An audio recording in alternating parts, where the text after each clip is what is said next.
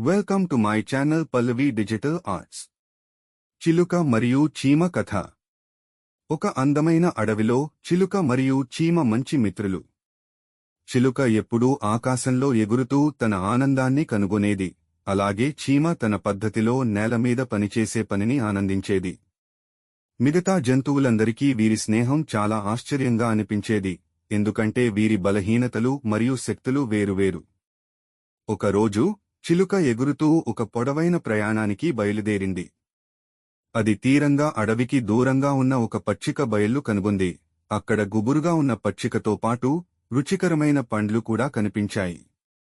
చిలుక ఆనందంతో ఈ విషయాన్ని తన స్నేహితురాలు చీమకు చెప్పాలని వెనుదిరిగింది.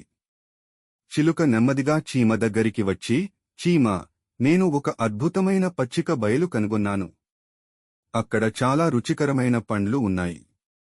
నువ్వు కూడా నాతో రావాలి అని చెప్పింది. చీమ బాధగా, నాకు ఎగురడం రాదు, నేను నిన్ను ఎలా వెంబడించగలను అని అడిగింది. అప్పుడు చిలుక ఒక తెలివైన ఆలోచన చేసింది. నువ్వు నాకు దగ్గరగా ఉండి నా రెక్కల మధ్యలో కూర్చో. నేను నిన్ను అక్కడికి తీసుకెళ్తాను అని చిలుక చెప్పింది. చీమ సంతోషంగా అంగీకరించి చిలుక రెక్కల మధ్య కూర్చుంది. చిలుక తేలిగ్గా ఎగురుతూ ఆ పచ్చిక బయలకు చేరుకుంది.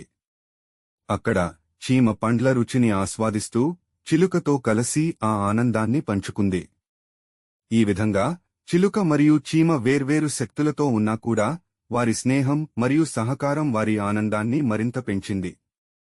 మిగతా జంతువులు ఈ స్నేహాన్ని చూసి ఆశ్చర్యపోయాయి మరియు అవన్నీ తమదైన స్నేహాలను మరింత బలపరిచాయి.